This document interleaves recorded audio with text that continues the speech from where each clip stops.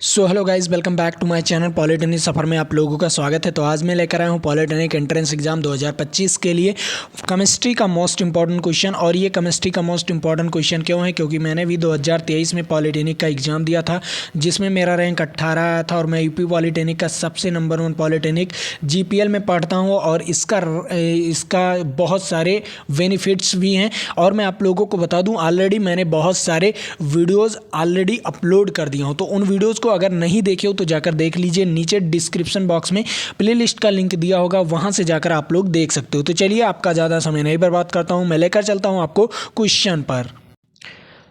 तो आपके सामने आ गया 16 नंबर क्वेश्चन। मैंने ऑलरेडी 15 नंबर क्वेश्चन एक वीडियोस में करा दिए हो, तो उस वीडियो को ज़रूर से ज़रूर देख लीजिए। तो यहाँ पर देखिए क्या कह रहा है। 16 नंबर क्वेश्चन कह रहा है जो अपच होता है, अपच आपके जो पेटों में अपच हो जाता है, उसका उपचार करने के लिए निम्नलिखित में से किस औषधि का उपयोग करते हैं, ये आप लोगों को बताना है। अपच का मतलब क्या होता है? आप ज़्यादा खाना वगैरह खा लेते हो ना, तो अपच, वो पचता नहीं। ज़्यादा खाना खा लोगे ना तो पचेगा नहीं, तो उसी को हम क्या कहते हैं? अपच होता है। तो अपच का उपचार करने के लिए किस औषधि का प्रयोग करते हैं, इसके बारे में आप लोगों को बताना है। और ये very very most important question है और इसे जानना चाहिए, हर एक इंसान को जानना चाहिए। आप ही को नहीं, सभी बच्चे को जानना चाहिए, सभी घर वालों को भी जानना चाहिए आपके, कि कौन सा अपच का जो होता है ना, उसके उपचार के लिए कौन सी औषधि का प्रयोग करते हैं। तो आप लोग बताइए कौन सी औषधि का प्रयोग करते हैं, इसके बारे में बताना है। Very very most important question है। मैं आप लोगों को 30 सेकंड का समय दे रहा हूँ। इस 30 सेकंड के समय में जो बच्चे जानते हैं वो इसका राइट आंसर बताइए। तो इसका राइट आंसर हो जाएगा, आप लोग बहुत अच्छी तरीके से बताए भी हैं। तो इसका राइट आंसर क्या हो जाएगा? एंटीसीड। क्या हो जाएगा? एंटीसीड इसका राइट आंसर हो जाएगा। तो ये आपका very very most important question था। ठीक है, चलिए अगले नंबर क्वेश्चन पर चलता हूँ। अगला नंबर क्वेश्चन क्या कह रहा है उसके बारे में बात कर लेते हैं। तो आपके सामने आ चुका है, यहाँ पर कुछ इंस्ट्रक्शन भी दिया गया है कि क्यों प्रयोग किया जाता है। ठीक है, ये चीज़ें आप लोग पढ़ लीजिए क्योंकि बहुत इंपॉर्टेंट है। ये नोट पॉइंट आपके लिए बहुत इंपॉर्टेंट है। ठीक है, चलिए यहाँ पर क्या क्या चीज़ होती है? प्रतिजैविक होती है, और ये पीठ हारी होती है, और ये प्रतिरोधी होती है। ठीक है, अब यहाँ पर देख लीजिए क्या कह रहा है। यहाँ पर कह रहा है निम्नलिखित अम्लों में से कौन सा प्रबल अम्ल है। अब यहाँ पर 4 ऑप्शंस दिए गए, इनमें में से कौन सा प्रबल अम्ल है, इसके बारे में आप लोगों को बताना है। तो पहला नंबर आप लोग देखिए, लैक्टिक अम्ल जो होता है, जो दही में पाया जाता है। किसमें? दही में पाया जाता है। तो ये प्रबल अम्ल नहीं होता। ठीक है, किसमें पाया जाता है? लैक्टिक अम्ल पाया जाता है। ठीक है, दही में कौन सी अम्ल पाई जाती है? लैक्टिक अम्ल पाई जाती है। ठीक है, और फार्मिक अम्ल किस में पाया जाता है? फार्मिक अम्ल लाल चींटी में पाया जाता है। किसमें? लाल चींटी में। ठीक है, किस में पाया जाता है? लाल चींटी जो होती है, जो माटा जिसे कहते हो आप लोग, गांव के भाषा में माटा कहते हो, और लाल चींटी होती है। वो क्या होती है? लाल चींटी होती है। तो लाल चींटी में पाया जाता है फार्मिक अम्ल। इससे क्या होता है? आपके शरीर में भी फार्मिक अम्ल पाया जाता है। और ये फार्मिक अम्ल क्या करता है? जब आप लोग काम करते हो ना, तो ये पिघल जाता है। जो फार्मिक अम्ल होता है ना, ये पिघल कर आपके पूरे शरीर में हो जाता है, तब आपको थकान महसूस होता है। क्या होता है? थकान महसूस होता है। तो अगर आपको फार्मिक एसिड जब पिघल जाएगा, आप ज़्यादा काम करोगे, जैसे मैं आपको पढ़ा रहा हूँ ना, कुछ ज़्यादा पढ़ा दूंगा, तो मेरी शरीर जो होगी उसमें फार्मिक एसिड पिघल कर पूरे शरीर में घुल जाएगी। और जब घुल जाएगी हमारे खून वगैरह में, तो क्या होगा? आपका जो शरीर होगा वो दर्द करने लगता है। क्या करने लगता है? दर्द करने लगता है। और जब चींटियाँ काटती हैं तो भी आपकी शरीर दर्द करती है। ठीक है, तो फार्मिक एसिड क्या होती है? चींटी में पाया जाता है, और लाल चींटी में पाया जाता है। तो इसका मतलब ये भी आपका प्रबल अम्ल नहीं होगा। ठीक है, उसके बाद आपका क्या होता है? एक सल्फ्यूरिक अम्ल होता है। क्या होता है? सल्फ्यूरिक अम्ल होता है, वो आपका प्रबल अम्ल होता है। सल्फ्यूरिक अम्ल का सूत्र क्या होता है, इसको आप लोगों को बताना है। H2SO4। ठीक है, H2SO4 सल्फ्यूरिक अम्ल का सूत्र होता है। ठीक है, ये चीज़ें आपको समझ में आना चाहिए। वेरी वेरी मोस्ट इंपॉर्टेंट सूत्र है। ठीक है, आप लोग ये चीज़ें जब जानोगे ना, तभी आप लोग कुछ कर पाओगे। ठीक है, और ऐसे क्वेश्चंस आपके एग्जाम में पूछे जाते हैं। अभी एक क्वेश्चन पूछ लेगा, लाल चींटी में कौन सा अम्ल पाया जाता है, और आपको ऑप्शन दे देगा कि फार्मिक अम्ल, उसके बाद आपको लैक्टिक अम्ल, फिर सल्फ्यूरिक अम्ल, ऐसे आपको हाइड्रोक्लोरिक अम्ल। तो कौन सा अम्ल मारेंगे उसमें? तो आपको ये चीज़ें पता होनी चाहिए कि कौन सा अम्ल किस में पाया जाता है। ठीक है, ये चीज़ें आपको पता चल गई। Very very most important topic थी। चलिए अगले नंबर क्वेश्चन पर चलता हूँ। अगला नंबर क्वेश्चन भी आप लोगों के लिए इंपॉर्टेंट है। ठीक है, यहाँ पर देख लीजिए क्या है। यहाँ पर लिखा है हाइड्रोक्लोरिक अम्ल और सल्फ्यूरिक अम्ल, ये सभी प्रबल अम्ल के उदाहरण है। ठीक है, क्या है? हाइड्रोक्लोरिक अम्ल जो आपके शरीर में पाया जाता है, ठीक है, आपके पेटों में पाया जाता है ना, तो वो प्रबल अम्ल है। ठीक है, और सल्फ्यूरिक अम्ल क्या है? ये प्रबल अम्ल में आते हैं। ठीक है, अब यहाँ पर देखिए 18 नंबर क्वेश्चन क्या कह रहा है। 18 नंबर क्वेश्चन कह रहा है एसिटिक अम्ल और क्या है? एसिटिक अम्ल एक दुर्बल अम्ल है, क्यों? इसका क्या कारण है? एसिटिक अम्ल क्यों दुर्बल अम्ल है? एसिटिक अम्ल किस में पाया जाता है? आप लोग जो सिरका सुनते हैं ना, एसिटिक अम्ल जो सिरका वगैरह सुनते हैं ना, उसमें पाया जाता है। ठीक है, आप लोग सिरका वगैरह आपके घरों में होता है ना, तो एसिटिक अम्ल पाया जाता है। ठीक है, तो अब बताइए क्यों क्यों वो दुर्बल होता है? इसका क्या कारण है कि वो दुर्बल होता है? तो मैं आप लोगों को बता दूं, पहला ऑप्शन आपको दिया गया है, यहाँ पर दिया गया है इसके जलीय विलयन में अम्लीय होता है। गलत है, अम्लीय तो होता है, ये तो मैं कहूँगा अम्लीय होता है, लेकिन दुर्बल किसके कारण पाया जाता है ये आपको बताना है। ठीक है, उसके बाद ये ज़्यादा आयनित होते हैं, ये भी आपको देख कर ही बताना है। ठीक है, उसके बाद ये कम आयनित होते हैं। ठीक है, इसका क्या आंसर हो जाएगा? जो एसिटिक अम्ल होगा ये कम आयनित होते हैं। क्या होते हैं? वैसे तो विलियन जो यहाँ पर होता है, विलियन अम्लीय होता है, ये तो जब अम्ल है तो अम्लीय तो होगा ही, और ये ज़्यादा आयनित नहीं होती, ये अम्ल कभी ज़्यादा आयनित नहीं होता, ये बहुत कम आयनित होते हैं। जो दुर्बल अम्ल होते हैं वो बहुत कम आयनित होते हैं। तो इसका राइट आंसर क्या हो जाएगा? इसका राइट आंसर हो जाएगा सी वाला ऑप्शन, राइट आंसर। ठीक है, कितने बच्चों को ये क्वेश्चन समझ में आया? Very very most important question था, और ये सभी बच्चों को समझ में आना चाहिए ताकि आप लोग जान सको। ठीक है, चलिए अब मैं अगले नंबर क्वेश्चन पर चलता हूं। अगला नंबर क्वेश्चन भी आप लोगों के लिए इंपॉर्टेंट है। ठीक, अब यहां पर देखिए 19 नंबर क्वेश्चन क्या कह रहा है। 19 नंबर क्वेश्चन भी वेरी वेरी इंपॉर्टेंट है। देखो, कह रहा है निम्न में से कौन सा धातु ठंडे जल से अपक्रिया कर धातु का क्या बनाता है? हाइड्रो ऑक्साइड बनाता है। क्या बनाता है? हाइड्रो ऑक्साइड बनाएगा। बताइए कौन सा? अब मैं आप लोगों को बता दूं, पहला नंबर आपका जो इसमें कॉपर है, कॉपर तो जल से अपक्रिया करेगा नहीं। जो कॉपर है ना, कॉपर जल से अपक्रिया करेगा नहीं। ठीक है, उसके बाद आपका जो होता है ना, जो कैल्शियम होता है, कैल्शियम तो जल से अपक्रिया कर लेता है। मैग्नीशियम आपका जल से अपक्रिया नहीं करेगा, क्योंकि ये धातु होता है, और धातु कभी ये जल से अपक्रिया जल्दी करते नहीं। ठीक है, तो तुरंत हाइड्रो ऑक्साइड बनाएंगे ही नहीं। ठीक है, तो ये जो होता है तुरंत नहीं बनाते। अगर आप किसी भी मैग्नीशियम को क्या करते हो, धुल देते हो, धुल कर फिर रख देते हो, तो तुरंत वो हाइड्रो ऑक्साइड अपक्रिया नहीं करेंगे। ठीक है, अब यहाँ पर ये चीज़ें हो गई, तो इनमें ये हो गया, इनमें ये हो गया, तो ये दो ऑप्शंस तो गलत हो गए। ठीक है, अब रही बात आपकी जो पहला ऑप्शन है, पहला ऑप्शन सोडियम, जैसे ही सोडियम को पानी में डालेंगे तो ये आग उत्पन्न करेगा। क्या करेगा? आग उत्पन्न करेगा। ठीक है, ये इसमें आग लग जाते हैं। ठीक है, सोडियम में क्या लग जाते हैं? आग लग जाते हैं, अगर पानी से अपक्रिया कर लेता है तो बताइए ये क्रिया कर लेता है। और पोटेशियम को अगर हाथ में रखकर उसमें पानी डालोगे ना, तो वो भी हाइड्रो ऑक्साइड बना देता है। तो क्या बना देता है? हाइड्रो ऑक्साइड बना देता है। तो इसका राइट आंसर क्या हो जाएगा? इसका राइट आंसर ए वाला ऑप्शन हो जाएगा। ठीक है, कौन सा ऑप्शन हो जाएगा? ए वाला ऑप्शन हो जाएगा। तो कितने बच्चे इन क्वेश्चन को जानते थे? और very very most important question है ये आपके पॉलिटेक्निक एंट्रेंस एग्जाम के लिए। ठीक है, और ये क्वेश्चन कितनी बार पूछा गया ये भी जान जाओ। 2024 में, 2023 में, ठीक है, 20 में भी, 19 में। ठीक है, ये 4 सालों से ये क्वेश्चन पूछा गया है। ठीक, चलिए अगले नंबर क्वेश्चन पर चलता हूँ। अगला नंबर क्वेश्चन क्या कह रहा है उसके बारे में बात करते हैं। अब यहाँ पर देखो क्या कह रहा है, निम्नलिखित में से सूखा बुझा हुआ चूना। अब बताओ बुझा हुआ चूना, अब बताइए बुझा हुआ चूना का सूत्र क्या होता है?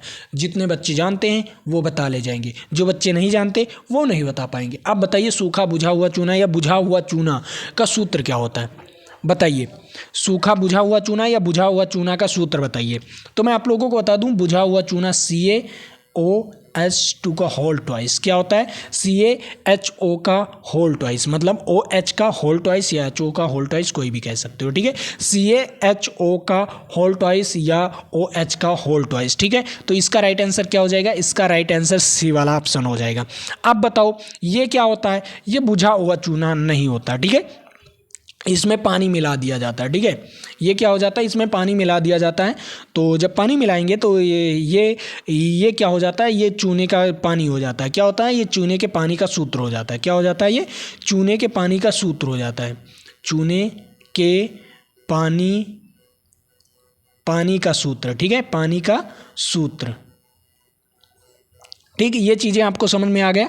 उसके बाद ये आपका क्या बन जाता है, जब मिलाएंगे उसमें कुछ चीज़ें मिलाएंगे तो विरंजक चूर्ण ये बन जाता है। ठीक है, सारी चीज़ें हैं इसमें, लेकिन चूने के पानी का सूत्र आपका क्या हो जाता है, CaO। क्या हो जाता है, CaO इज राइट आंसर। ठीक है, अब चलिए मैं आप लोगों को और क्वेश्चंस पर लेकर चलता हूँ। अब यहाँ पर आ गया आपके सामने, क्या बताना है, एसिटिक अम्ल का IUPAC नेम। क्या बताना है, एसिटिक अम्ल का IUPAC नेम। और सभी बच्चे बताइए, 30 सेकंड का समय दे रहा हूँ। इस 30 सेकंड के समय में आप लोग बता सकते हो। और मैं आप लोगों को बता दूं PDF आप लोगों को कहां पर मिलेगा।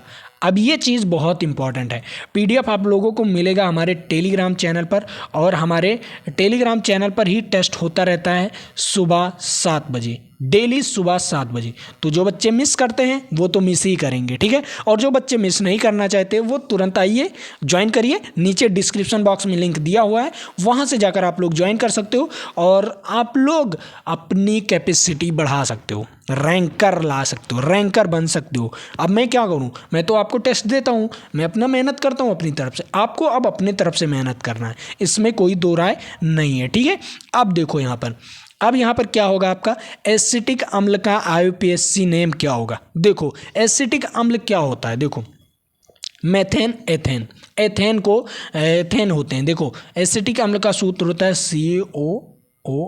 ठीक है, अब यहाँ पर एक और कार्बन जुड़ जाएगा, और कार्बन में कितने हाइड्रोजन, 3 हाइड्रोजन। ये आपका एसिटिक अम्ल होता है। क्या होता है, ये आपका एसिटिक अम्ल का सूत्र होता है। तो देखो मेथ एथ क्या होगा, मेथ एथ, एथेनोइक अम्ल। क्या होगा, एथेनोइक अम्ल। देखो इसे हम पहले कार्बन को हम क्या कहते हैं, मेथ कहते हैं। ठीक है, दूसरे कार्बन को हम क्या कहते हैं, एथ कहते हैं। ठीक है, तो एथेनोइक अम्ल हो जाएगा, क्योंकि हम एसिटिक अम्ल को इस भाग को क्या कहेंगे, जो ये भाग है आपके सामने, कलर बदल दे रहा हूँ वरना आप दिक्कत हो जाएगा। ये जो भाग है ना, इस भाग को हम क्या कहते हैं, नोइक अम्ल कहते हैं। क्या कहते हैं, नोइक अम्ल। नोइक अम्ल का सूत्र होता है, आप लोग देखो CaOOH, ये नोइक अम्ल का सूत्र होता है। ठीक है, इतना क्या होता है, ये नोइक अम्ल का सूत्र होता है।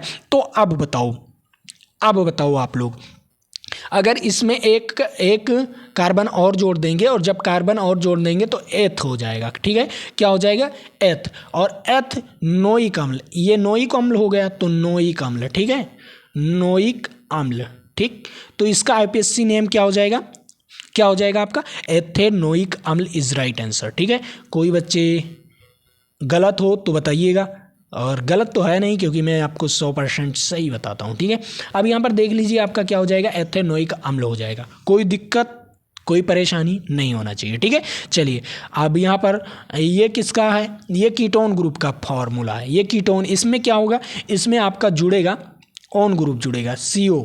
ठीक है, CO जुड़ेगा। ठीक है, इसमें CO जुड़ेगा, ऑन ग्रुप जुड़ेगा। मेथेनोइक अम्ल, इसमें भी ओइक अम्ल जुड़ेगा। यही सूत्र होगा आपका इसका। मेथेनोइक अम्ल का सूत्र क्या होगा, मेथेनोइक अम्ल का सूत्र होता है CaOOH। ठीक है, क्या होगा CaOOH, और यहाँ पर एक H और जुड़ जाएगा। ठीक है, ये मेथेनोइक अम्ल हो जाएगा। और एथेनोइक अम्ल का सूत्र हो जाएगा, देख लो यहाँ पर CH3OOOH। ठीक है, COOH, ये एथेनोइक अम्ल, और मेथेनोइक अम्ल HCOOH। ठीक है, उसके बाद प्रोपेनॉन,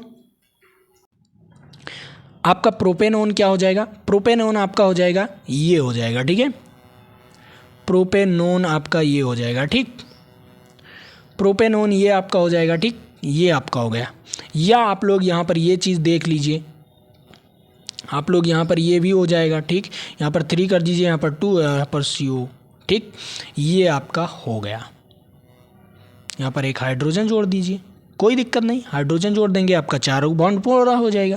ये नोइक अम्ल होता है। ठीक, अब यहाँ पर सूत्र हो गया प्रोपेनॉन का सूत्र। ठीक, ये चीज़ें आपको समझ में आनी चाहिए, जितने फार्मूले बताए ना, इतने फार्मूले आपको समझ में आनी चाहिए। चलिए अगले नंबर क्वेश्चन पर चलता हूँ। अगला नंबर क्वेश्चन क्या कह रहा है, अगला नंबर क्वेश्चन कह रहा है, कोई विलयन नीले लिटमस पत्र को लाल कर देता है। कोई ऐसा विलयन है जो नीले लिटमस पत्र को लाल कर देता है। अब बताइए नीले को लाल कौन करता है, नीले को लाल अम्ल करता है। ठीक है, नीले को लाल क्या करता है, अम्ल करता है। ठीक, अम्ल, और अम्ल का pH मान मैंने आपको बताया था, अम्ल का pH मान होता है 7 से कम। क्या होता है, 7 से कम। ठीक, 7 से कम, पीएच मान जिसका 7 से कम होगा वो अम्ल होगा। तो देखो ये अम्ल है, ठीक है, क्या है, ये अम्ल है। और 7 से अधिक किसका होता है, क्षार का होता है। किसका होता है, क्षार का होता है। और 7 के बराबर क्या होता है, उदासीन, ठीक है, क्या होता है, उदासीन, ये आपका उदासीन हो गया। और 7 से अधिक क्षार का, ठीक। ये देखो, अब बताओ अम्ल इसमें क्या है। अम्ल क्या करता है, नीले लिटमस पत्र को लाल कर देता है। क्या करता है, अम्ल नीले लिटमस पत्र को लाल कर देता है। तो इसका पीएच मान क्या हो जाएगा, 5 हो जाएगा। क्या हो जाएगा, पीएच मान 5 हो जाएगा। इसका राइट आंसर 5, ठीक। चलिए अगले नंबर क्वेश्चन पर चलता हूँ। अगला नंबर क्वेश्चन क्या कह रहा है उसके बारे में बात करते हैं। अब यहाँ पर बताइए, ऑक्सैलिक अम्ल की प्रकृति स्रोत कहाँ पर होता है। जो ऑक्सैलिक अम्ल होता है वो कहाँ पर पाया जाता है। Very very most important question, very very most important question, इसे भी आप लोग नोट कर लीजिए, ठीक है। और ये क्वेश्चंस कितनी बार पूछा गया ये भी जान जाइए। 2024 में और 22 में पूछा गया था, और ये 21 में पूछा गया था, और 20 में पूछा गया था, ठीक है। ये भी 4 सालों से क्वेश्चन पूछा गया है। ऑक्सैलिक अम्ल की प्रकृति स्रोत कहाँ से ऑक्सैलिक अम्ल हमें प्राप्त होगा, बताइए। सबसे अधिक ऑक्सैलिक अम्ल कहाँ से प्राप्त होगा। पहला ऑप्शन दिया गया है संतरा, दूसरा ऑप्शन दिया गया टमाटर, तीसरा ऑप्शन दिया गया सिरका, और यहाँ पर इमली होना चाहिए, तो किमली हो गया है, इमली होना चाहिए। और देखिए इमली यहाँ पर होना चाहिए। तो इमली में क्या पाया जाता है, टर्टेरिक अम्ल पाया जाता है। क्या पाया जाता है, टर्टेरिक अम्ल पाया जाता है, ठीक है। और सिरके में तो आपको मैंने बताया कि एसिटिक अम्ल पाया जाता है, ठीक है। उसके बाद जो टमाटर होता है उसमें ऑक्सैलिक अम्ल पाया जाता है। क्या पाया जाता है, ऑक्सैलिक अम्ल पाया जाता है, ठीक है। संतरे में कौन सा अम्ल पाया जाता है, सभी लोग कमेंट करके बताइएगा, ठीक है। संतरे में कौन सा अम्ल पाया जाता है, सभी लोग कमेंट करके बताइएगा, ठीक। कितने बच्चे जानते हैं कि संतरे में कौन सा अम्ल पाया जाता है, ये कमेंट करके आप लोग बताइए।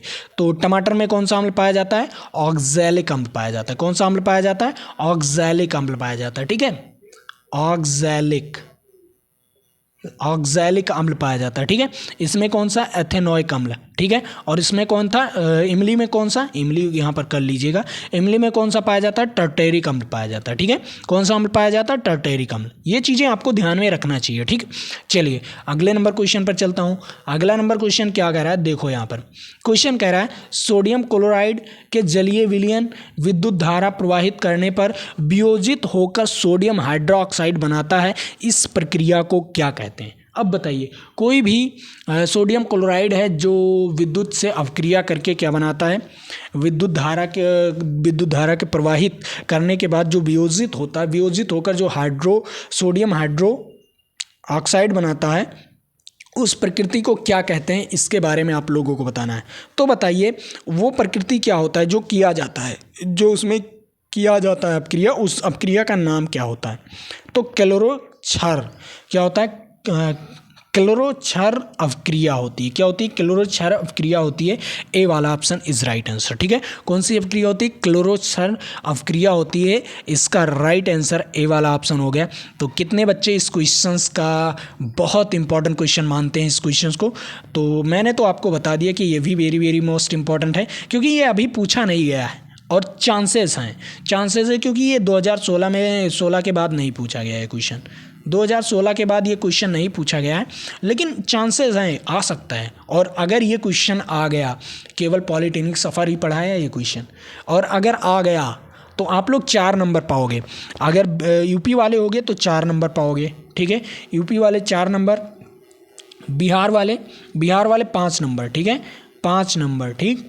और अगर बिहार वाले 5 नंबर पा गए, और इस 5 नंबर से जानते हो कितने बच्चों से आगे जाओगे आप, कितने बच्चों से आगे जाओगे, लगभग आप 25,000 बच्चों से आगे जाओगे। बिहार वाले समझ लो 25,000 बच्चों से आगे।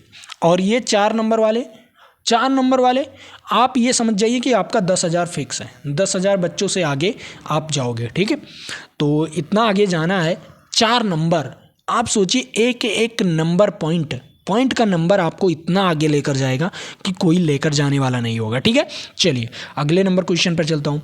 अब यहाँ पर देखिए, यहाँ पर क्या कह रहा है, अम्ल और भस्म के जलीय विलयन विद्युत के होते हैं। अब बताओ विद्युत के होते हैं, क्या होते हैं। अगर अम्ल और भस्म जो जलीय विलयन होते हैं वो विद्युत के क्या होते हैं, कुचालक होते हैं, सुचालक होते हैं, या ज्ञात नहीं है, या इनमें से कोई नहीं। आप लोग बताइए क्या चीज़ होंगे। देखो जलीय विलयन, पहला नंबर आप लोग एक चीज़ ध्यान में रखिए, जब अम्ल ले लीजिए HCl, ठीक है, और आप लोग ये भस्मक क्या होता है, एक आपका क्षार होता है, क्षार क्या हो जाता है NaOH, ठीक है, ये चीज़ ले लीजिए। जब इसका आप क्रिया कराएंगे तो आपका क्या बनेगा NaCl प्लस H2O, ठीक। अब बताइए, जो जलीय विलयन, अगर नमक है ये, इस नमक को अगर हम जल में घोल दें, क्या कर दें, जो नमक बना अगर हम जल में घोल देते हैं, जल में घोल देंगे, कोई जल है, आप स्वच्छ जल ले आइए, स्वच्छ जल जिसमें जल क्या है, जल में करंट नहीं जाएगा, जो एकदम स्वच्छ जल होगा, जो एकदम प्योर जल होगा, उसमें करंट नहीं जाता, फ्लो नहीं करता, ठीक है।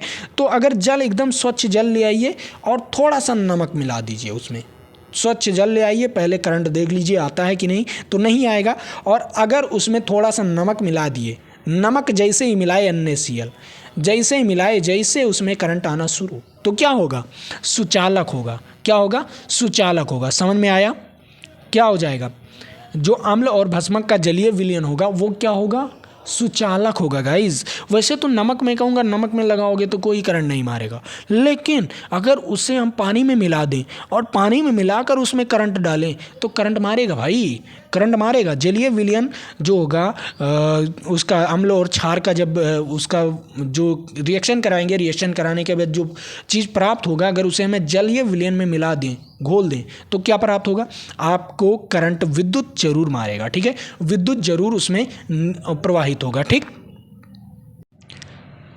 ये चीज़ें आपको समझ में आ गई होगी, ठीक है, वेरी वेरी मोस्ट इंपॉर्टेंट थी, ठीक।